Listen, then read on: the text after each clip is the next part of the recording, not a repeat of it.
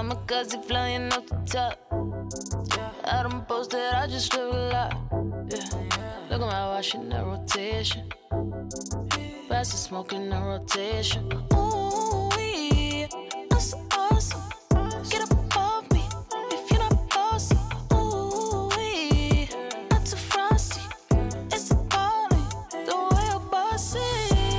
Yeah. Watch me do this without no hands.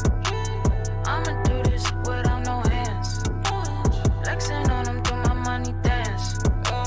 Watch me do this without no hands. Yeah. No hands. Yeah. No hands. Flexing on them, do my money. 年前的话，可能刚恢复训练吧，大家都很多不足的地方，我也是，我可能更想在年后改变一下自己的打法或者想法什么。我忍一下IG，我觉得我可能会敢打一点吧，就不怕死那种，就针对一下他们中单嘛，毕竟他们中单是团战的发动机。Well, I hope so running into this one. A daring playstyle versus IG would make this matchup fun. Ladies and gentlemen, welcome back to the LPL for the final series of week number 6. A good one at that as well. Not that all LPL series aren't good, but this one will take the cake. My name's Hysterics, I'm joined by Lyric, and Suning versus IG, sir, is a great way to end this week back. I remember in 2020, this one actually did deliver us some bangers. I do remember... Yeah.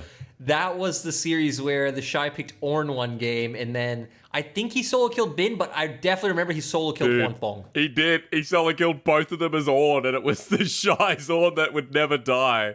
I love that you bring that up. Definitely a meme-worthy compilation as we get into game if we see it again. But hey, with Suning and IG, we can start with Invictus Gaming because we know they were the team recently to bring down EDG. And I think that's the most impressive part, that they gave EDG their first series loss in the 2021 split, but they did it with the new guard, the people we didn't expect to run onto the Rift.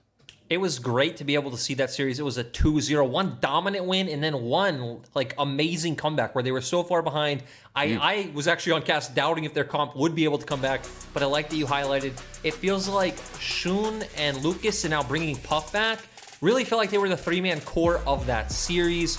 Puff having some great team fights. Even here, we do see Shun popping off onto Lilia, flash in with that Q, multi-man sleep. And when you look at these three players, I think specifically Shun and Lucas, is that they bring in a set system, right? Those two have played together before.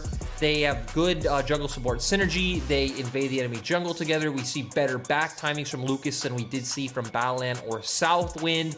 They actually do opt in for 5v5 team fights where flanks are going off, engages are coming out. It's not just all about that individual skill. And then again, we had Puff finally come in for that last series, and Puff stepped up in ways that Wink hadn't yet this split, and I'd even say better than he did in 2020. Ways that I didn't expect, because I've watched Puff grow from his debut on Vici Gaming in the LPL with Southwind in 2019.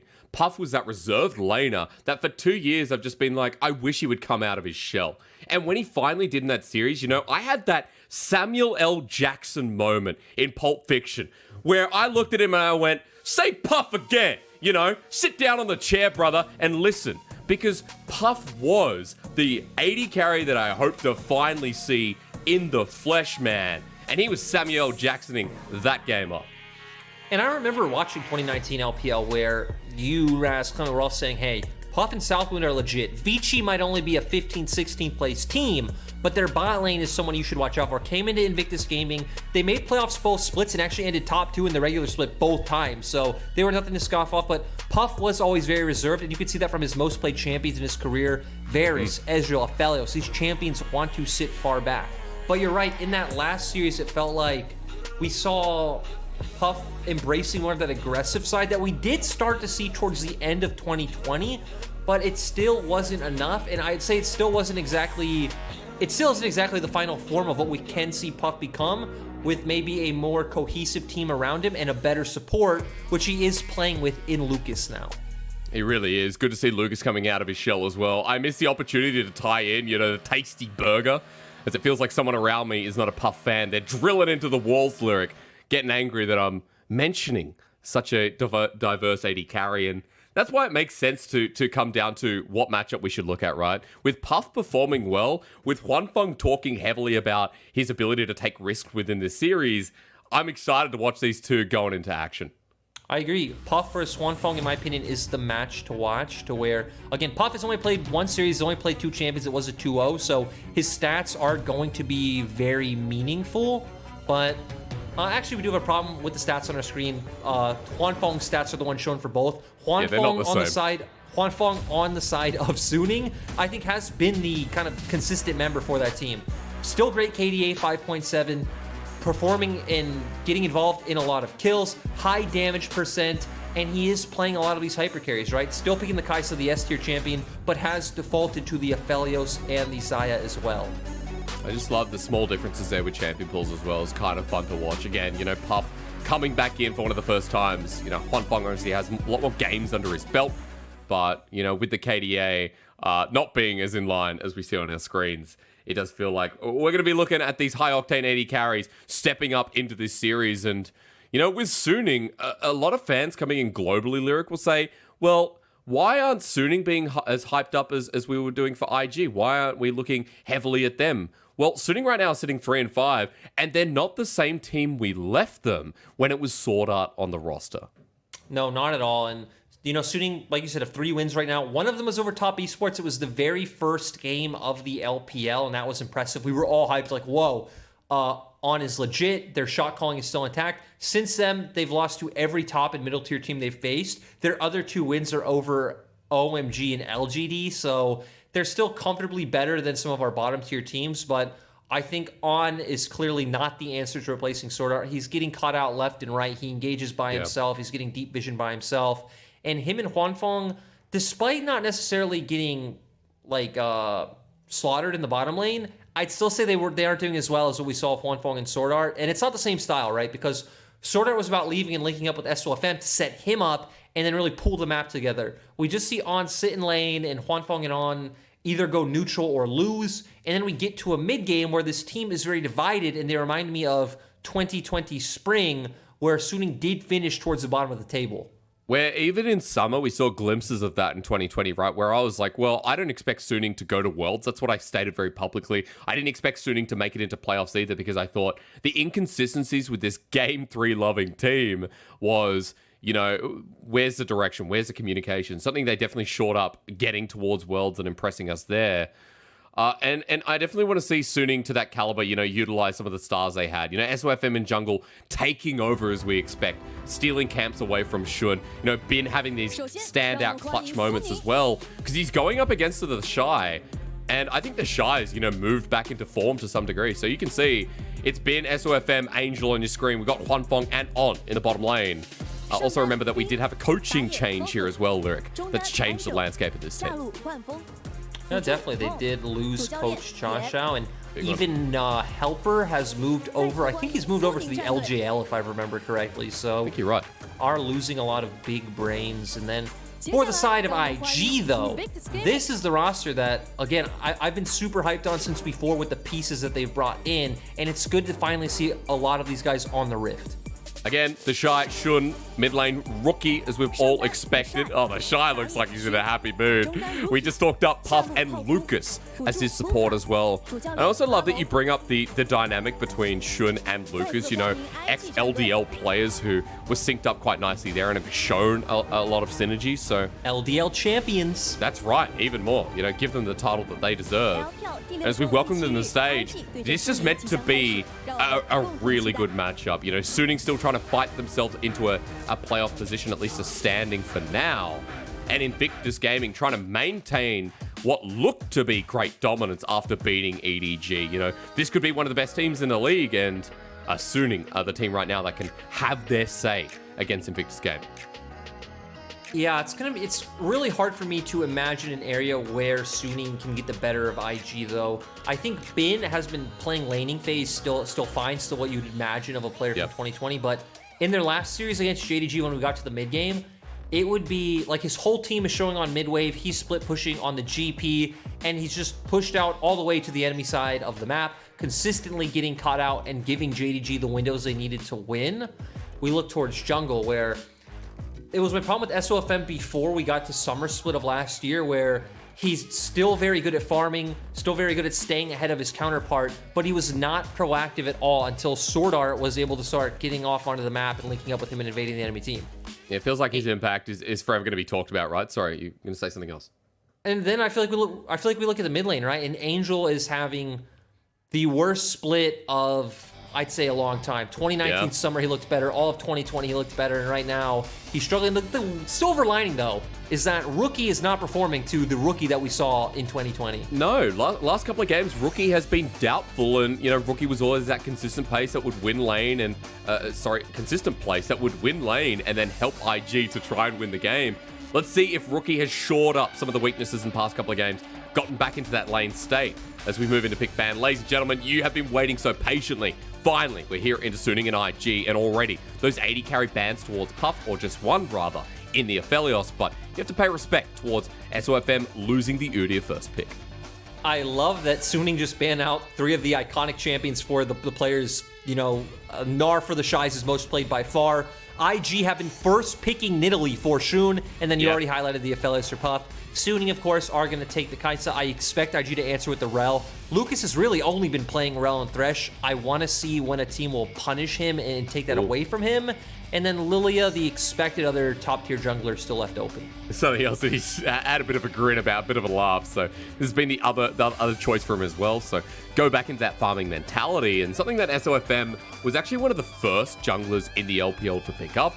However, something like this for SOFM I would not put past.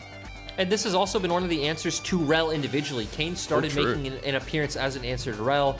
Obviously, she's a very squishy champion. You have a very easy time at getting on top of her in blue form with the Q and then into the ultimate. Very easily take her down, but instead, they are just going to take the Azir. It has been what Rookie's been getting his hands onto as of late. We know Angel likes to play it as well, and despite the fact I don't think it's one of his best champions, he has had some very clutch highlight plays on the Azir. That pentakill still sits in the back of my mind. I think it was at the start of this split lyric earlier on, so Angel going to be sitting back on a favorite, back on a bit of a comfort. You've got the Gragas added on in, though. Still a potential flex, but a lot of the time here in the LPL has been going towards the support. So we'll see if On sticks to that to run into the Rel. And I like this. We get the Samira coming out from Puff, so another different, actually not another different, the 80 carry that we saw him carry on in their last series up against EDG. IG were so far behind in that series, and he pulled off a really clutch ultimate to bring them back. And now we expect to see IG pick up their mid laner on 4 and then save that counter pick for the Shy. I just wonder where Rookie will go. I think Orianna is typically the first thing that jumps to your mind. Rookie historically, I think, is kind of his most played champion, especially last year. The other thing we've obviously seen a big resurgence of is the Corki, but both of those don't pair too well in the sense that, it would be nice if you can get some AD damage in the mid lane. So the Lucian, always an option as well. And I like that the Jace ban actually partners up with both of them, right? IG in the past played heavily around the flex that Rookie and the Shy can both play, so you can't put it past IG having Jace in the mid lane. It's paid respect by Suning, as it's actually a double jungle ban from IG in the meanwhile. But Lyric, I also want to point out, in the last series, as we see the Quinn ban, which could show the Renekton, that the Shy counterpicked with his Ornn last pick. So I'm not going to get the hopes up now, as we do see the mid laner as expected. And yep, we're going to have a farm fest in the mid lane in this one. Victor is pretty good in an isolated 1v1 scenario, has a lot of good trading opportunities. Doesn't offer anything in the early 2v2 or early river skirmishes, so we're going to see Rookie left on the island. And IG, once again, has to be highlighted. Drafting very standard. Yeah, super standard again. Not that flex out you talked about, or rather that we've talked about in the past. There's the Renekton after seeing the Quinn banned, and how does this get rounded up? Will it be a Gragas in a solo lane? Or is it going into support? We've already got a mid laner here. So, excuse me, it's already jungle. Yeah, jungle or support. I still would expect to see it in the support role, but nope. Okay. SOFM is confident to bring this one out. We remember he actually played this a lot in 2020 spring, if I remember correctly. I remember his Gragas. He was always very patient at looking for his E-flash plays with the cast. He would just constantly be hovering on the edge of the team fight while players like Bin and Sorta were funneling in and dying. Let's remember this was in spring, so Suning weren't the team they were in summer yet. God, it's disappointing every time, isn't it? You know, even though it makes sense compositionally, Lyric. No, it's the exciting. How? Because it's the Shy's Orin, it's IG drafting like a very solid 5v5 teamfight composition. People in chat and our fans are like, what is going on? And we already highlighted earlier, the Shy got the solo kills on the Orin last year when they faced Suning, so is the Scion really that much different? No, not really. You're right. Okay, everyone should be excited. Like, wow, new pick Scion. We haven't seen this in at least an hour in the LPL. At the very least, you've run me through IG a little bit more because it looks like you have a lot of scaling there, a lot of all-in, a lot of 5-man stacking ultimates that can be utilized. I mean, you asked me to tell you what they do, and then you lay it down for me, Asterix. They want to engage. They want a team fight. We expect them to snowball around the bot lane early on, which is very not IG, so that is the one point I'm skeptical of. They have a ton of zone control, which is really nice, right? The Scion, the Victor. It'll be very hard for the side of Suning to walk forward. But then, of course, Suning do have some tools to play a bit further back. They have Disengage coming out from the Gragas and the Azir, but they also have very aggressive elements as well, like the Renekton and the Kai'Sa. Overall, I think the longer this game goes, the more IG favorite it is, but I don't think either team can be counted out because both do have champions that have the ability to take over the game. The big difference will be, right, Suning should get their advantages through top, while we expect IG to play more through bottom, which still feels weird to say. Yeah, but after we hyped up Puff, man, maybe this is the big turnaround. Maybe this is the new dynamic of Invictus Gaming. I told you to say Puff again, chat. And if you didn't, then I'm going to be very upset. IG vs Suning, this is our highlight matchup to end week number 6.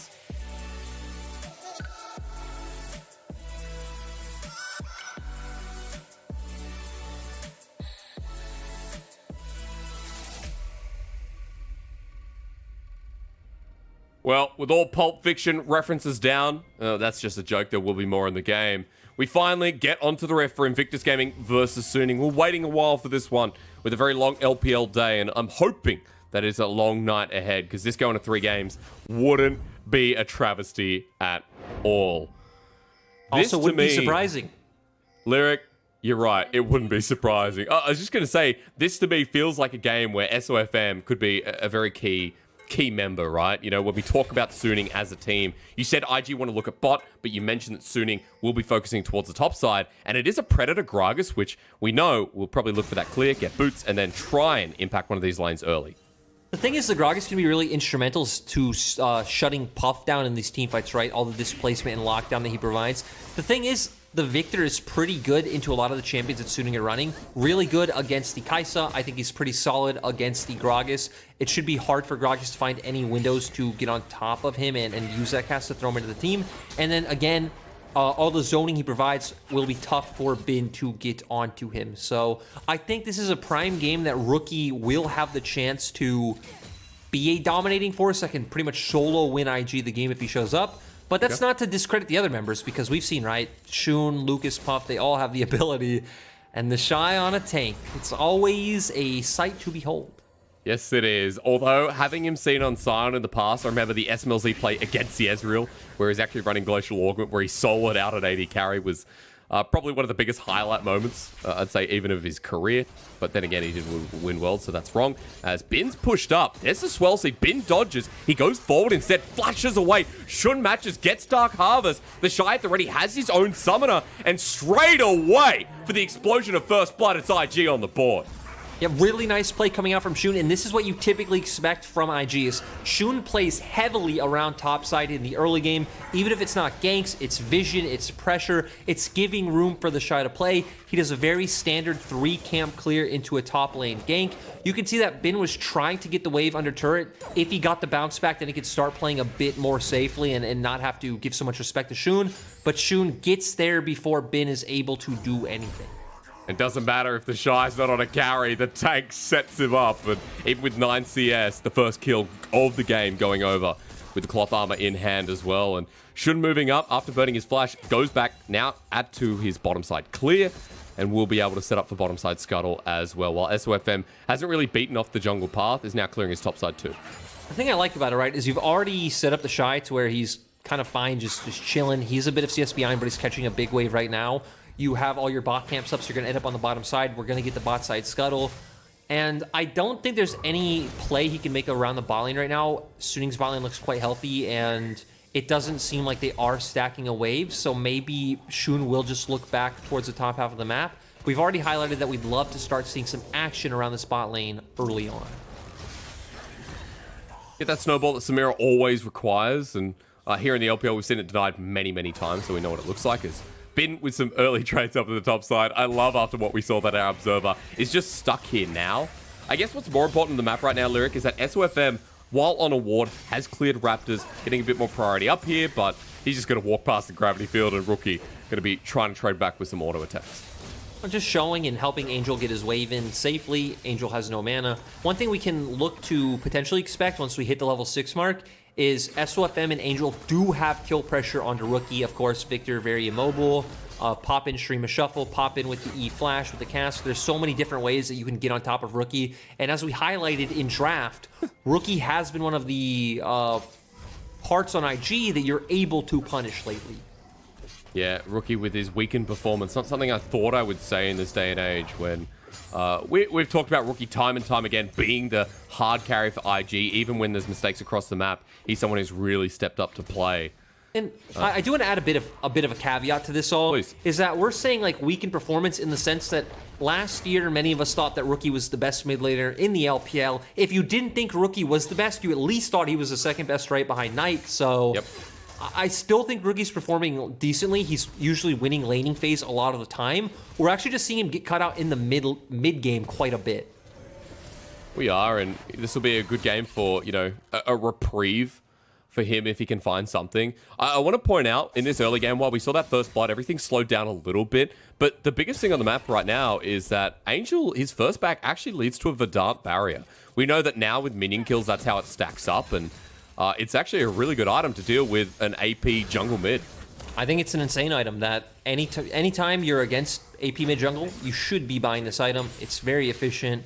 And yeah, it's an item that you're also able to sit on. You don't necessarily need to just rush it into Banshees. And a defensive item is almost always going to be in your build regardless around 3rd or 4th item. So again, yep. you can get the Banshees Veil then, very efficient in the laning phase.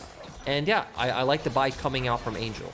The thing is, to go back to kind of expectation setting is, I still think IG should be viewed as favorites in this matchup, obviously. Not only for beating EDG, but even form before that. Uh-oh. And then when we think, oh, the Shy? He's not 6. I'm waiting for the dive. How close is he to 6? But hang on. He's healing up, so maybe not. Maybe the Dominus just going to be ignored. I think Ben wants to get the stun here. Maybe not. The dive happens anyway. Dominus there flashes away. The Shy survives. Extra turret shot comes through. SOFM, bang! The explosion returned. It would have been a bit tragic. Oh, more action bot lane. Yeah, it is tragic because here comes IG. Shun forces the cleanse out of Huanfeng. It is a 1-for-1 trade across the map as Shun makes his presence known.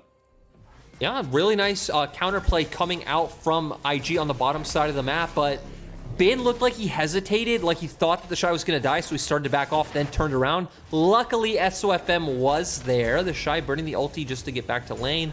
Looks like maybe he thought he could potentially get a kill on the way out as well, but so far, so good for both sides, right? IG getting a critical kill on their jungle in the bottom side of the map, and Suning finding an advantage top. But we are going to go into replay Lucas engaging with the crash down, instantly locking down on with the E, and then with Shun here as well, flash in for the Q. He throws down the sleep to also get Huanfeng's cleanse. So, repeatable offense, still flash there available though, and it looks like the map kind of been split a little bit here, Lyric, as the Shy a bit too far forward. Remember, the shield can be removed with the W and used nicely there from Bin. Trying to bait up. SOFM still not going in. He has flash, he has body slam, but no explosive cask, and will not pull the trigger to show himself.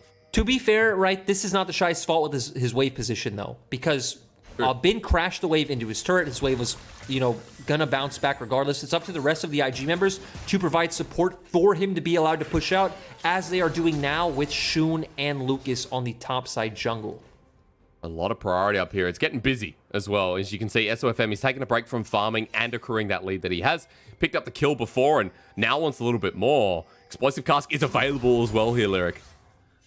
And no ultimate for the Shy, like you said, and Shun already heading down. Explosive cast, the Shy tanking up, but into Dominus, the Shy ready to get beaten again, and this is just what we remember from IG's top laner as Puff flashes over the wall, gets rid of the blast cone, now wants a kill onto On.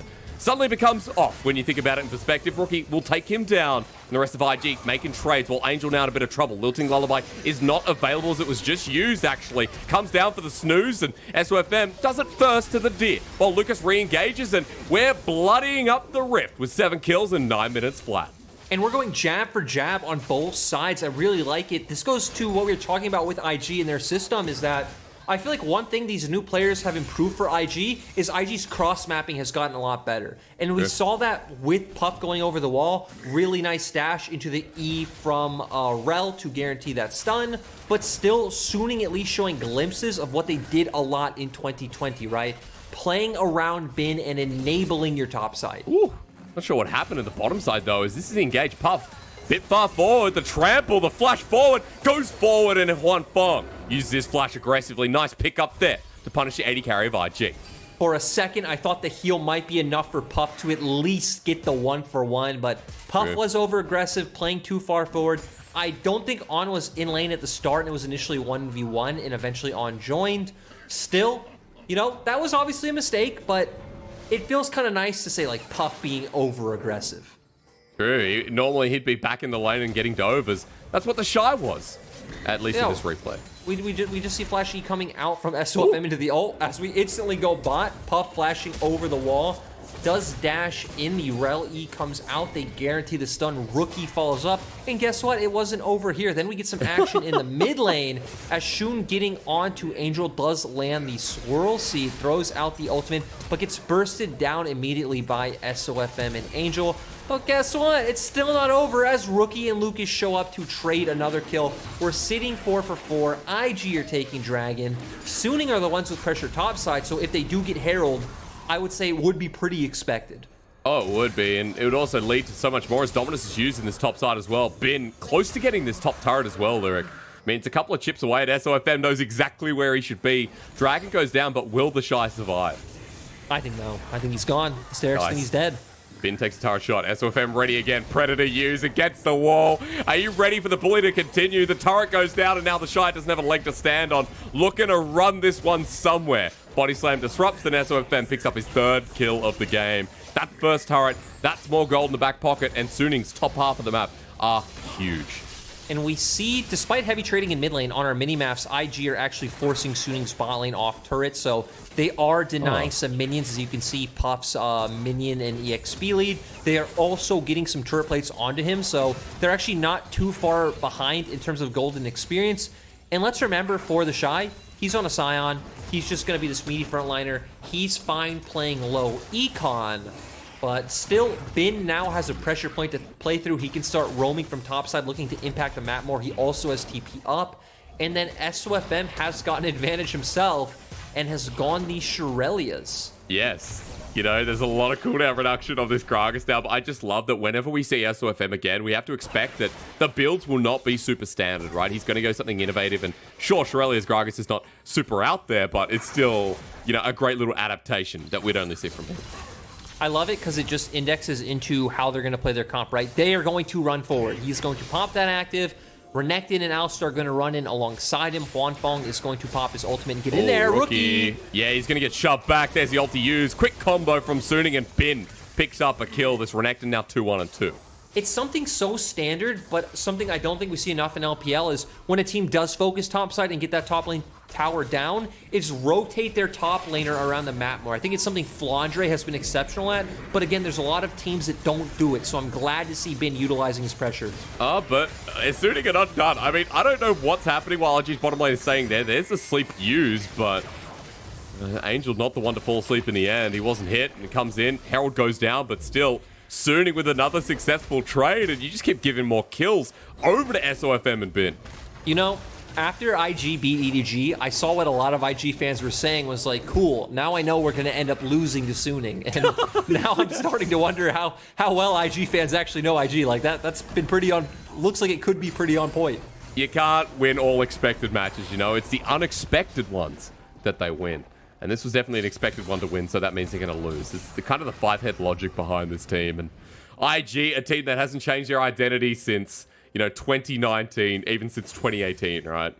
The same core identity runs through. And Lyric, here in this early game, Suning have accrued a 3,000 gold advantage. There may be an Ocean Dragon on the side of Invictus Gaming, but Suning have a really fed top side. They've got Huanfeng in a decent position as well.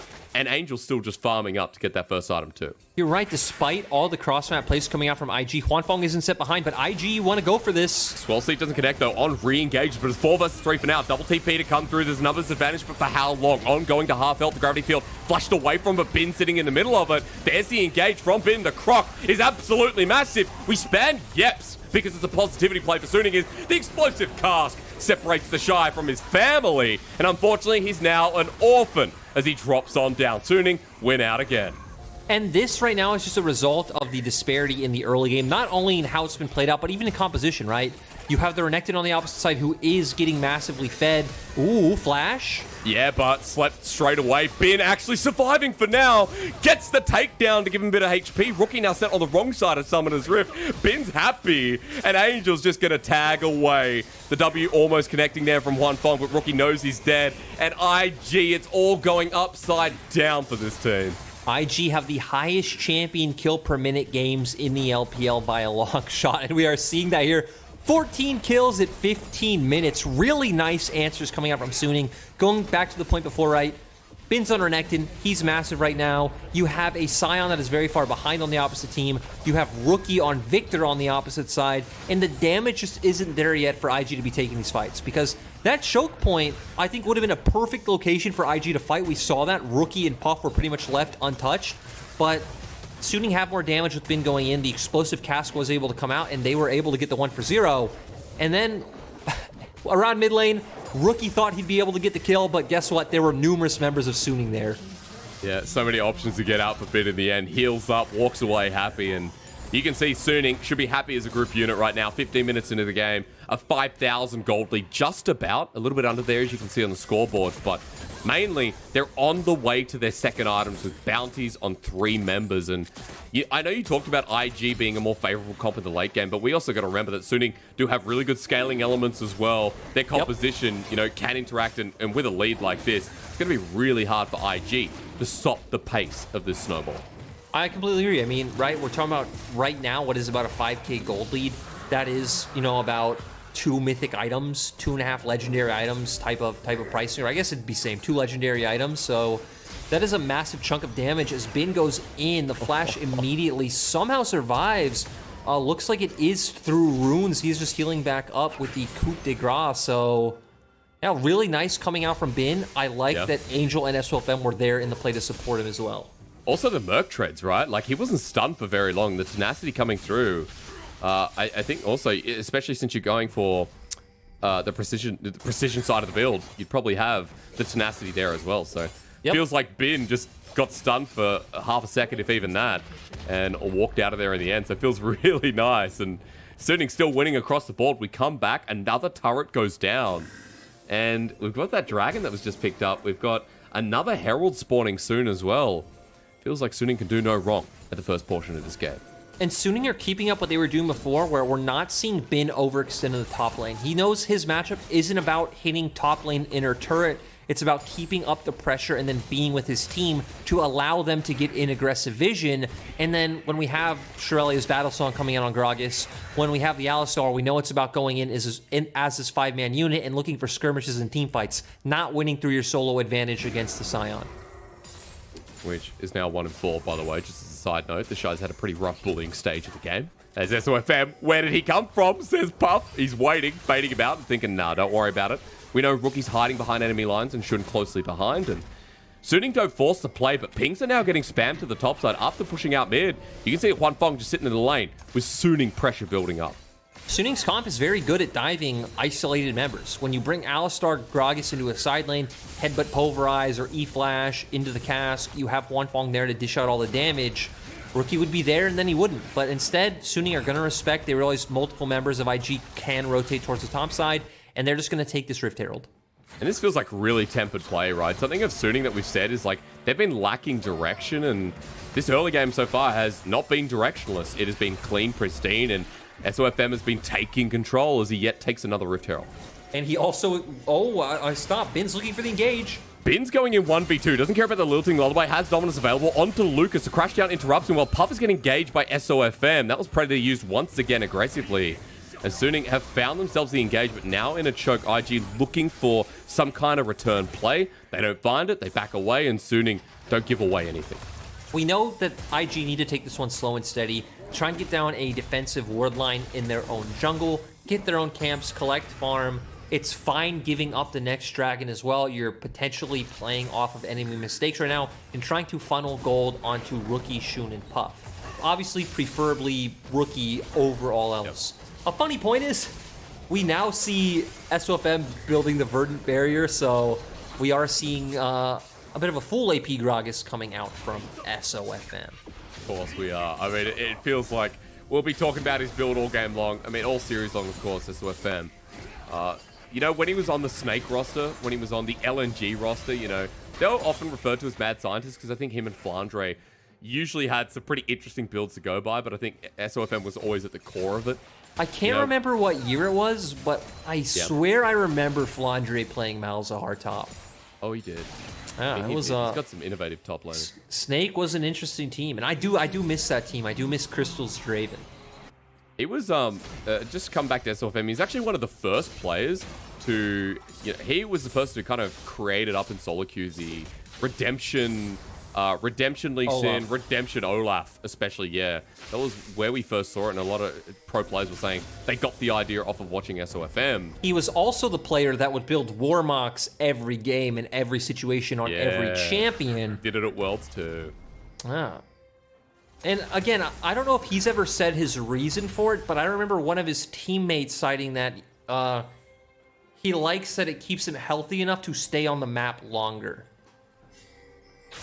It's his reasoning makes sense, but it's just the people willing to do it, you know, to follow in his footsteps. Will always impress me more as well. The Shy actually might be caught out here. Trample's going to get the stack up. Stun coming through. SOFM does a lot of damage, but the Shy at this point can absorb thanks to the Iceborners. He's bot back. These are two members who don't do too much damage. The Herald's coming through the explosive cast, negated by the Shy's ulti. And that's 3 people barreling into the Shy, which will help the Herald get the charge, while the response for IG is not really there. I mean, IG did just get the tier 1, the outer turret on top side, so it is ultimately being a 1-for-1, so gold's still about where it was before. The thing, though, is this gave Suiting the pressure to be able to take this dragon for free, and more importantly, I think this charge was quite nice, because Suiting were the team expected to get the dragon anyway. I don't think IG would have been looking to contest, or at least shouldn't have been looking to contest. Yep. So the game is going to roll forward on a similar pace. And I think for Suiting, despite the fact that we've said, hey, IG are totally comfortable going late with their champions, I think as a team, late game is a bit of uncharted territories for IG. Not a region that you say IG really flourish at, because a lot of their games don't even go that long. To be fair, I do want to add the caveat that IG were down about the same amount of gold against EDG, and they came back and won the game. So, you know, I don't want to write IG off by any means. But I do want to give Suning the benefit of the doubt with what we've seen so far, which is pretty pristine play, right? Really proactive play that I think someone like Sword Art would be watching over on TSM saying, that's my boys. It really feels like this is a great start. I take your benefit of the doubt, and I raise you a benefit of the doubt for IG. What are you going to do about that one? I mean, I'm just going to sit here questioning and waiting till the biggest play that comes through, which could be something like the Baron, right? You know, or the next Mountain Dragon fight, because I don't know. Do IG want to give away any more dragons at this point? Will they have a choice? Because they're still down so many items. They're still, I guess at this point, down so much vision control as well. You can see them just trying to get near the Baron buff right now. Seems so difficult. And right now we see that Rookie is making his way towards the Void Staff. Definitely going to need that one to come out before you look towards any fights. Probably would also even be nice to see some Grievous wounds, even if just to cut down Bin, because Bin is being such a monster. I'm going to be so interested after this game to see like his damage dealt and damage taken numbers, because it felt like in every skirmish they won, he was so instrumental. He's been involved in the most kills of his team, sitting at 8. And damage taken in the turret dives, plus the trade we saw earlier, right? It's got to be a really high number. Angel, meanwhile, though, with all this pressure coming through, just moves up to the mid lane turret, adds a bit more to perspective, and Puff getting half health from one little trade from Angel. He's been a bit of a quiet achiever. Someone who's sitting 2-1 and 3. His Verdant Barrier is still there and will be towards his third item as well if he chooses to complete it. So he's just sitting so comfortably versus 3 members of IG at any given time. And I like that Suiting are keeping it standard. They're just playing for topside vision. They have been being an annoyance on bot side, trying to pull the Shy down there. Maybe at some point after that, they can look to try to force out his TP. But it looks like IG actually don't even want to go answer the Renekton. They realize the Shy can't win. His On goes in. Yeah, he makes a play, but no one's nearby. The gravity field in the perfect position. Unbreakable will already used to absorb the damage. Puff goes in, picks up the trigger, and the first kill going down for Puff in this game. That's way too deep for On. I really like it, and we're not even at the point where I think IG need to fight yet. They probably want at least one more item on Rookie, which will probably be that Archangel Staff third. And that's really when I think IG will be like, okay, we're pretty much online. We're going to start looking for these fights, but really nice that they're gifted a bit of gold before they really need to start looking to scrap. Means that they get their jungle back as well, right? You know, go back to farming and, you know, get closer towards these items. Should be able to clear out some of this Baron vision as well. Because Suiting right now have been using that advantage to keep the area nice and blue. As we watch On again, he flashed in, but Huan Fong didn't follow up. Yeah, no, and this was also what I talked about as well with Red buff. Victor. Victor's so good against champions like Kai'Sa, in my opinion, because sure, On goes in, he suddenly drops down his gravity field and pretty much cuts off any angle that Huan Fong can follow up. And then even if Huan Fong does follow up, let's say he ults in, goes past the gravity field, he is now cut off from being able to escape. He's just kind of trapped with not only Rookie, but the rest of IG members who are then able to collapse. Love the zone control point. Really hits true as Rookie actually might be getting controlled himself. Angel's here. SOFM over the wall, excuse me. Gets a nice ulti there from Angel, and down Rookie flies. The Shy has also TP'd in. He just wants to train past the Baron, get some vision himself. All right, boys, they're there. And out he goes. Shy, gonna be, I think for Suiting, I think they should probably just start the Baron, and they're going to do that. Just start the Baron, look for the turn. Look where On is on the map. He's actually situated behind IG. He can find the flank. He's Hex flashing over the wall. IG going to get surprised in the backline. Puff flashes immediately there. The Wombo combo sets it up. Down goes Shun immediately. Suiting using Bid to an advantage. Puff now has all the S ranks he needs, but he won't go in. Suiting way too healthy. And that ruse was exactly that, as Suiting wipe him clean. And this is going to turn into the Baron for Suiting. It should also let them be able to get the next Drake, which is up in 30 seconds. It'll be up just right before the Shy is. 9k gold lead. This game in the map should be Suiting's at this point. I don't care how far down they are in the standings. I don't care how much they've been struggling in the LPL this split. I think this would be a very hard game to throw. Oh, absolutely. 4 out of 5 members with a bounty. Such clean play, and they really know how to talk, especially with these fights. I also just love the way they played it, right? They sent most of the members to the Baron at the same time. On was wrapping around the jungle. He finds the Hextech Flash into the flank. I mean, you have numbers advantage. You're just able to go in right away. Really good performances coming out from both Huan Fong and Bin after that engage. He was the person that we talked about, you know, he wanted to get items and be in those fights. He dies first, but even more so, we saw there from Puff, he does no damage to Bin. Like, he does no damage to anyone at this point onto Suiting, and they sit comfortably behind the front line. They get the kill. They get the Baron. They now have Soul Point coming up as well. 10,000 gold just about. And now the base is going to be in so much shambles. Angel setting up by himself again with On behind, ready for the engage. And like you said, Puff's doing no damage, not even only for being a Samira falling behind, but also just by the fact that Suiting are just so far ahead, right? That's why Puff is behind. Puff is behind because Suiting are ahead. They've just been winning so much. They're going to be able to use these Baron cannons. They also do have range available to them in the Azir, and as well as just spamming the Kai'Sa Ws if they did want to add another layer of siege. And they should be able to get both of these inhibitors. And there's nowhere that's IG safe. Everyone has dive on this Suiting comp, so one step too far forward. This game one is over indefinitely, because the Shy is still fronting up here. Over the wall goes On. SOFM waiting for the body slam. Does he care? Because Bin's still here as well.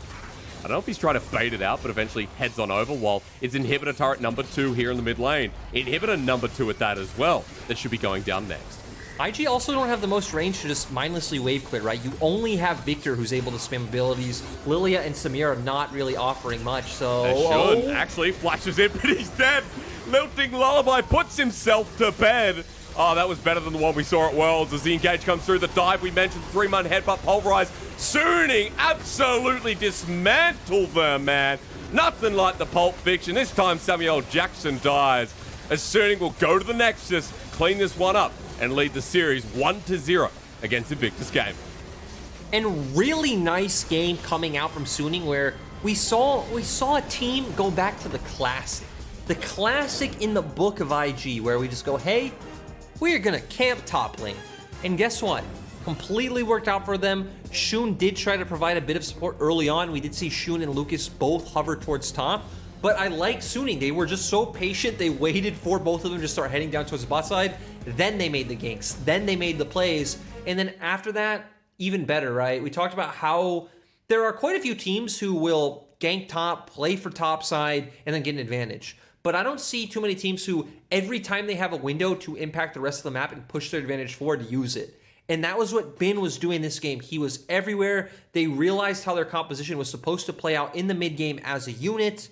And yeah, I think it was just a really solid performance where Bin and SOFM pushed this game forwards, and the other three members did their roles in supporting them well.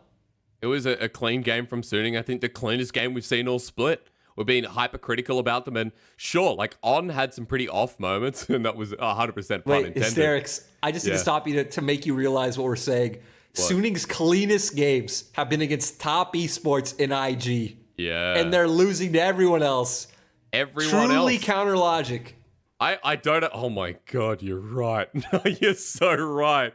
I was going to say that, you know, the disappointment we've seen, like, against Rare Atom, they look clumsy. Against RNG, they got pretty slapped. Like against JDG, it wasn't good. It was just just got punished over and over again. But Quite here recently. in this game, they got a lead. They stuck to a consistent plan, and again, they executed their win condition perfectly. We all knew that they were going to play around top set this game when they drafted this comp.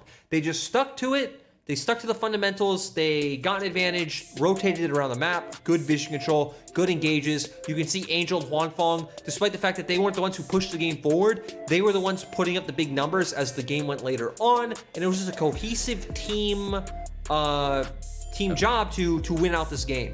Yeah. I don't think I've seen a better, you know, again, top esports, you're right, but Suning here really showing up IG in under 30 minutes as well, doing it IG style, winning throughout and then taking every advantage they could get. And SOFM on Gragas, man, using that Shirelia's, he was a bit of a force. He was always there in the Shy's face, and the Shy didn't really get to play the game, even being this tank to absorb pressure. But overall, Victus Gaming didn't have any outs, right? Like Rookie never got a chance to farm up, get those 3 items you're talking about, and impact the fights. Game was already too far gone, and Suning still with the scaling elements never had time to fear with an advantage like that. Now, this is the question.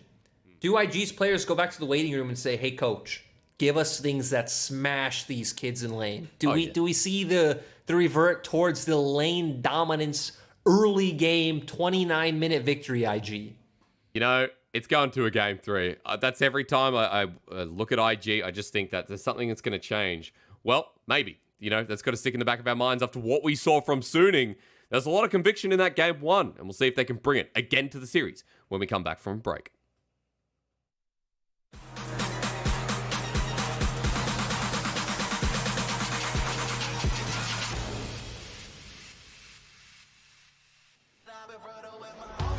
Controlling. Attacking. Faster. Exhibiting unprecedented skill. This represents the hallmarks of the LPL style. Here comes your Galio ulti! G2 look like they just want to disengage this one now. They've already got the pick on the enemy jungler. So many people! Advancing fearlessly, never backing down until the very last moment. Sends him Penta gets caught out, that's the Quadra, looking for it, Bin will pick it up, get the Penta kill for Bin! They stand on the grandest of stages.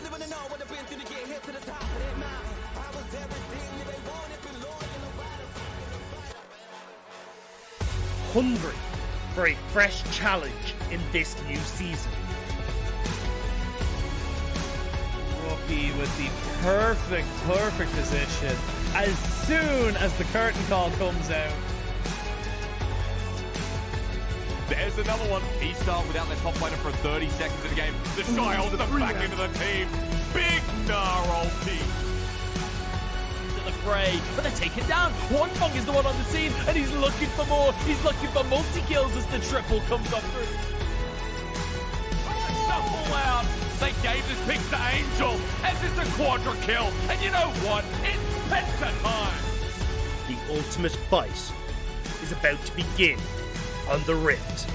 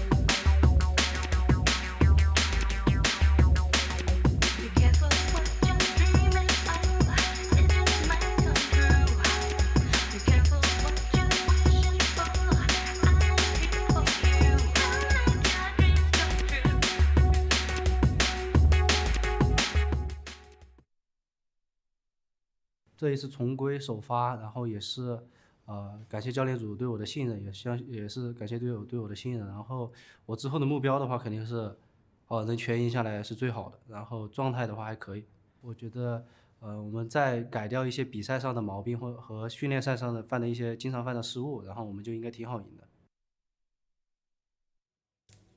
Eric, I love the fact that Puff is so thankful to be on the Rift. And, you know, for a team like IG, I feel like you got to say exactly that. But in game number 1, no one really got off the ground. IG got slaughtered by Suning through the early game, through the top side, thanks to Bin and SOFM. And you got to be honest that Suning showed us one of their best games of the split, and it looked pretty clean.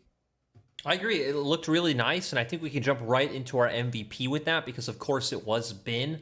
Bin was the player with SOFM because SOFM was the one hard camping his lane that gave them that pressure point. They got top lane turret extremely early.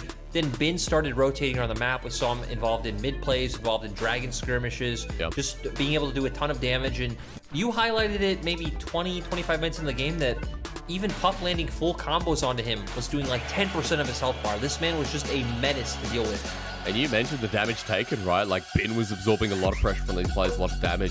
33% of the team's damage taken. Like, this was the aggravating play. When you know that he has Legends Tenacity, when he has the Merc Treads, Gravity Tilt did nothing. And Bin from there just went on to be a frontline that no one from IG could kill. And you know, this actually brings me to a holistic point about this series, that when we think about side selection, right? Because we're going to see IG go back to the blue side. IG are 8-1 on blue side. They are now 4-8 on red. But when you look at Suning stats, Suning before this game were actually 1-4 on blue. A majority of Suning's wins are on red side because I think Suning are one of the teams that most takes advantage of counter picks. We've seen Bin bring out like the likes of Wukong. He's played the Silas top. Angel's played the Kassadin. On has played Seraphine. He's pulled out, the Maokai when it was being played. Like, this team is very willing to dig in the drenches of their champion pool and utilize those. So now with both teams who are going to be on their preferred sides, quote unquote, I wonder how this will, I wonder how this will actually pan out. Yeah, it's a funny stat, right? Because, when you think of IG, you think of them as being a red side focused team throughout ages. It was a conversation that we actually had in the finals. It was Raz and I, and we had Tabe on the desk. And we're talking about how IG, use their solo lane advantage with counter picks through the draft. Being on the red side is such a big advantage for this team. But throughout constant splits, we've seen that IG have been more successful on this blue side. And we can talk more about it when we get into draft, because what we saw in that game was that they were willing to prop up for Puff in this pick and ban phase. The Shy goes on Sion, he absorbs pressure. Didn't work out in the end, and Rookie on something stable like the Control Mage Victor, that didn't put him into a lane advantage, right? It was a stable lane, not what you'd expect when Rookie, a lot of the talking point at the start of the split was him on Orianna, Syndra, where he would pretty much like win the lane and put IG into a beckoning point in the early game. Yeah, Rookie's 3 most played champions this split are Syndra, Zoe, and Twisted Fate. On that Twisted Fate, he actually has a 100% win rate this split, so 3 champions that are very proactive about whether it's winning your lane and then influencing the map or just getting out of lane entirely and helping your team. That's where Rookie has shined this split. Even Tape, when he brings out things like he's played the Lucian in the Irelia this split, he's really wanted to be a very brawly player. So again, seeing him on the Azirs and Victors, despite not being weird, I think historically or even in terms of the meta, I think it's just not the fun Rookie that we know and love, where it's like, hey man, like dominating Angel. I still remember even last year when me and you cast the series, he was solo killing Angel under turret. He was on the Jace and Angel was on the Zoe, and it was all about the 1v1. That's why we were all sad not to see him at Worlds, because Rookie was, the best, or if not the second best performing mid laner within the league. We want to see that Rookie once again here moving into game number 2. We've swapped sides. IG have chosen to be on the blue side after losing game number 1. We already see those bans coming out, some of the global pressure and some of the facilitating parts that we've seen of Suning in the past with the Camille there. So we get IG. First pick is just Udyr locked in straight away. You know the surprising stat about this? This is Shun's first game of Udyr this split. Oh, hell Remember, IG were the team first picking Nidalee before. And I think this really shows that after the Lunar New Year break, IG has really changed the way they draft, the way they're playing the game. Like, sure, again, it's still always going to be more mechanical skill-based, more about some early laning phases, but in their last series and in all of their drafts, we are seeing a different approach. Which is good and bad to see. Maybe I'll hold my words on that to see what actually gets done here by Shun in the early game. The response, though, from Suning, you can expect. You see the Rel, such a big power pick, and usually it is a jungle response, and SOFM's Olaf, man. Get ready for the innovative builds again. I don't care, even if it's Gore Drinker. We're going to see something fun. I wonder if we see Thresh of Felios here, because Lucas has only played 2 champions. He's only played Rel and Thresh, and, it makes sense. When he can get Rel, he plays Rel, and when the enemy team takes Rel, he takes Thresh, which is pretty decent against it, because Death Sentence and Flay can stop the crash down. And when you have the Thresh, sure, he can go back towards a Samira, and they can play that more, again, snowball early, put resources into Puff, but we've seen that teams have been banning Aphelios against Puff, and Thresh always opens up the opportunity to take that champion. And I really loved this lane when it was Puff and Southwind, when they were the duo, even on Vici Gaming, the early days of Invictus Gaming. I think this was one of their best champion duos. And, even though it is a duo within its own right, to see Puff back again on the Aphelios might put some hope in the bottom lane in a very comfortable way for IG fans. Let's transition over, though, because for Suning, this wouldn't be a bit of a surprise. Game 1, Angel played the Azir. got a good position in the lane, and then once again set up Suning for success with the ultimates available. And this is where I want to see our Suning go with the bans. You would expect 2 potential mid lane bans coming out because you can just take AD carry on 4 and counter pick top lane. I think you do just ban those higher prio, those more aggressive mid laners. You take away the Syndra, you take away the Zoe, because I like both of them into the Olaf because you can try to bait out the Ragnarok before a fight happens. And then again, you already have your big late game DPS carry in the Aphelios. You don't necessarily need Rookie on a Victor this game. It's a nice touch. I like that you say that, Lyric, because I don't want to see him on, you know, something that's as stable as it was in game 1. I do like, however, that we've got a Kalista ban against Juan Fong. Now, this is an AD carry that we know can go for things like Jhin, so I'm a little bit surprised to see that coming out early from IG. And the problem with my last statement, Hysterics, is Suning did what I said. They banned the Zoe, they banned the Syndra, so not too many aggressive picks that we can think that Rookie can default to.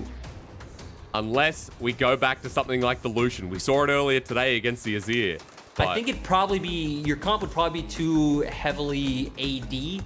And sure, the Shy can bring out an AP top laner. He's played the Karma, he's played the Kennen, he's even played the Rumble, but I don't know how I feel about any of those champions. Potentially, you can go with something like the Orianna, which, again, it is more of a scaling pick in theory, but I still think it provides more early on than something like a Victor did. Okay, so we get the Samira here. Not too big of a surprise when we see that it is a Rel partnered up in the lane. We can talk more about that pretty simple bottom lane, while IG, we want to see what comes through here, because blue side, they have to put their cards on the table. Is it just going to be that safe blind top laner for the Shy? Yes, it is. He's back on the Sion, folks. I'm so sorry, and Rookie on Victor again, man. It's a new drafting philosophy, Hysterics. This is the way that IG are going forward after the Lunar New Year, and you know, the great thing about their comp, it screams scaling. If this game can get to that 30-35 minute mark, you know, again, we're just talking about the 3 items that we were hitting on with Rookie last game, then, you know, it could do good things. But at the same time, last game they didn't even manage to get through the early game. Hey, anything is possible with Bin, but we are just going to get the stock and standard Jace. They are going to have a bit of range to play with, but the range on IG side is no joke either. I just love that you're flashing the Vayne in front of the Shy. If anyone doesn't know, of course, over the years, the Shy has always played champions like Quinn, Lucian, Kalista, Vayne up into the top lane, running into tanks especially, and just dominating the laning phase. This split. He's played Vayne and Quinn, both this split. And Jason solo queue as well. I mean, he plays his pick a lot, so Ben's going to run the pick against him, try and win out the lane, and give the Shy's treatment. And, you know, you talked about the scaling aptitude here of Invictus Gaming. We do see some scaling on Suning's side, and I guess my question is, like, is it all about the snowball potential of bottom lane here for Suning in Game 2? I think I have a tough time imagining how this game will go, for the fact that I think both teams can play around both sides depending on how they think the other team will play. I think what would be optimal would still be for both teams to opt into bot lane. We've seen Aphelios and Thresh have really good times in laning phases, being able to like hit turret, take plates, do well in the 2v2. So for IG, I'd love to see them put resources into that.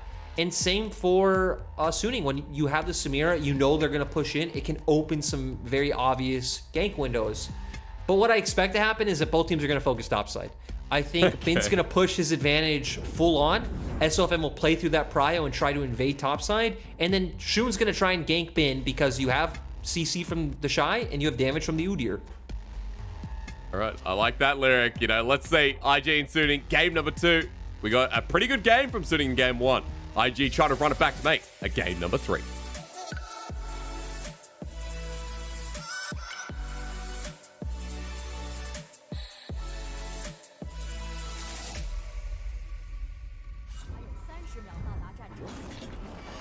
After beating EDG, we come into a game number 1. Suning thrash Invictus Gaming in under 30 minutes. And game 2 now match point to see if Suning can kind of recover some of their, I guess, respect that they gained off of getting to the World's Final as the unlikely 3rd seed of the LPL. And a lot's changed. They've lost sorta, they've lost direction, or at least so we thought, until we saw game number 1. So we're onto the Rift now. We saw a bit of a ward for ward situation in the bottom lane. both backed away, and we're now coming back to the Rift in a pretty stable fan out, as you'd expect. Also interesting to see Puff pay so much respect to Lucas. He is taking the cleanse when that's really all the CC that, actually it is all the CC that Suning's comp offers.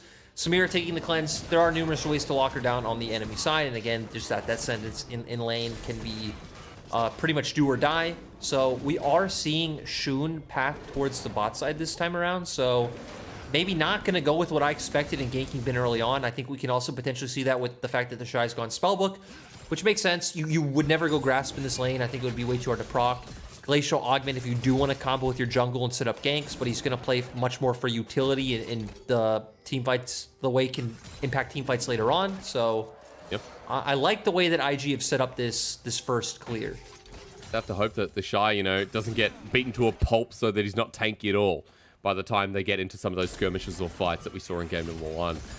We're coming to a lane where Puff and Lucas have established themselves early. Now, Lyric, I don't think they gave a leash. I think we just saw them set up in bottom lane. So it was actually Shun, to correct myself, who's on the top side. So, of course, they didn't give a leash. They get level 2 first and get priority to force one Fong against turret without CS yet. And now we're probably just going to see both sides trading Scuttle Crabs, right? So going to be a very expected first 5 minutes of the game. If Bin can get a few more trades onto the Shy right here, hit an accelerated shock blast, he's going to hit 3 right now, walk forward while the Shy's lasting a minion, maybe get a W off. Maybe you can see a dive coming out onto Sion early. He's not actually tanky enough now where it really would mean too much, but for Shun, I don't really think we're going to see anything. Huan Fong and On should be fine under turret, and then Shun will look for a recall, path back towards his top side, and full clear once again. Remember as well, Death Sentence can be blocked by the Blade well as well, so it feels really nice. And SOFM now up towards the top side, just moving towards Scuttle. He's there first, a couple of seconds behind is Shun.